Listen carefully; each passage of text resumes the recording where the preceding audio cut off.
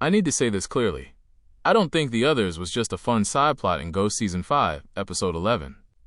I think it quietly changed the rules of the show. On the surface, The Others plays like classic ghost chaos. Trevor kisses Patience. Patience wants him to meet her friends. That alone is funny, because Trevor meeting anyone's friends is already a risk. But then the door opens, and we realize these aren't just random background spirits. They're Flower's cult. And just like that, the episode shifts from quirky to quietly seismic. Let's start with what we actually learned. Back in the summer of 1970, Flower accidentally reported her own cult to the authorities. Trying to avoid being caught, they hid in a Cold War fallout shelter on the Woodstone property. That shelter had a carbon monoxide leak.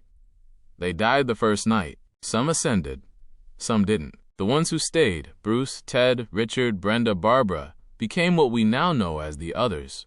What makes this so powerful isn't just that they exist. It's where they exist. They weren't roaming.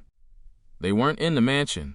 They weren't in the attic like Stephanie, or drifting between properties like Joan, or haunting the neighbor's house like Bjorn. They were in the dirt. That detail matters. For seasons, we've treated the Woodstone mansion as the center of the ghostly universe. Sure, we've had surprises. Patience living underground, Stephanie sleeping most of the year, Carol showing up after dying at the mansion. But The Others introduced something different. A hidden community operating completely outside the main ghost ecosystem. That's not just a fun twist. That's a structural expansion of the show's mythology. Because if Flower's cult has been there this whole time, unseen, unheard, uninvolved, what else is hiding on that property? Woodstone is massive. It's a mansion with sprawling land and centuries of history. If 5 ghosts were quietly existing in a bunker for decades, it's statistically unlikely they're the only hidden group. The show just opened the door to the idea that Woodstone isn't just a house with ghosts. It's a territory.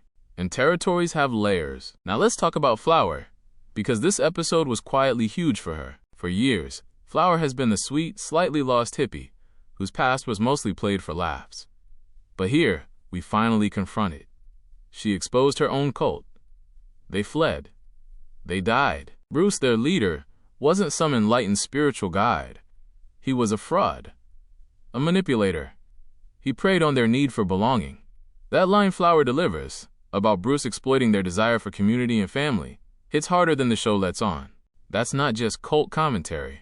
That's Flower reclaiming her story. And when Bruce plans revenge, trying to push Flower into the dirt, convincing the others to help him, it's symbolic. He's trying to silence her again, bury her again, control her again. But this time, she wins. With Pete overhearing the scheme and exposing Bruce's so-called meteorite as a literal hide-a-key rock, the illusion collapses.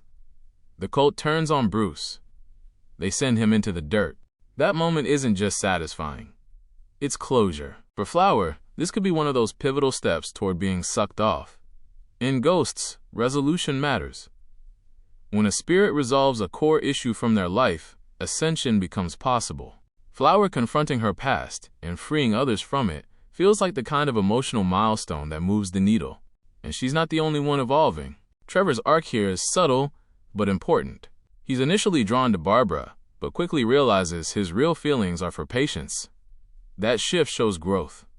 Trevor, who once chased validation and superficial attraction, is starting to recognize something deeper. A relationship with Patience, who literally lived in the dirt and survived isolation, could challenge him emotionally in ways he's never experienced. Then there's Isaac. Isaac joining the cult because he yearns for acceptance is painfully on brand.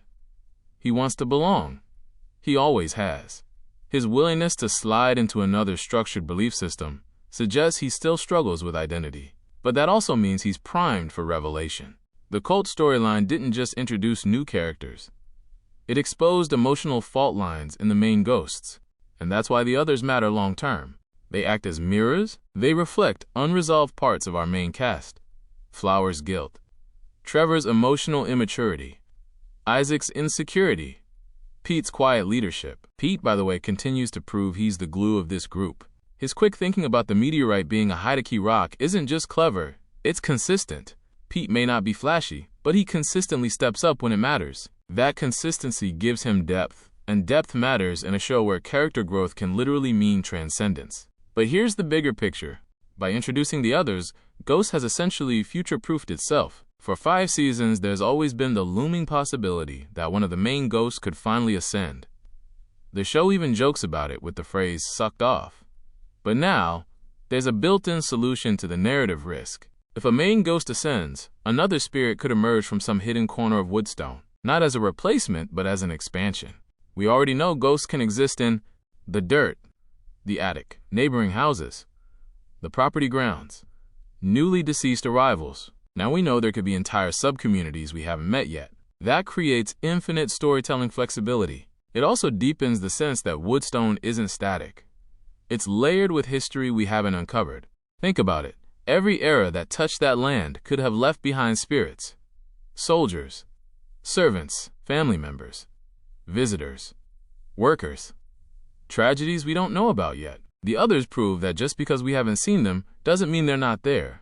And that idea is exciting. It transforms the mansion from a fixed ensemble comedy into an expandable universe.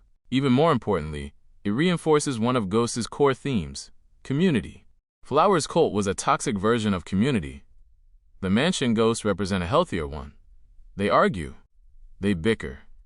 They annoy each other. But when Bruce threatens Flower, they unite instantly. That contrast is intentional. True belonging isn't about blind devotion to a charismatic leader.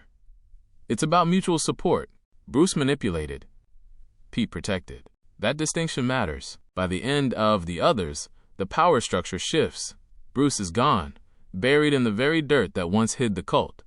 Flower stands stronger, the mansion ghosts feel tighter, and the world of ghosts feels bigger. This episode didn't just add 5 new characters. It told us that Woodstone still has secrets. And if Season 5 is willing to dig into bunkers buried since 1970, then there's no telling what else is waiting under the surface. That's why I think The Others isn't filler. It's a quiet turning point. Because once you realize Woodstone has hidden ghosts we never knew about, you can't unknow it. And suddenly, every corner of that property feels alive. Or at least afterlife adjacent.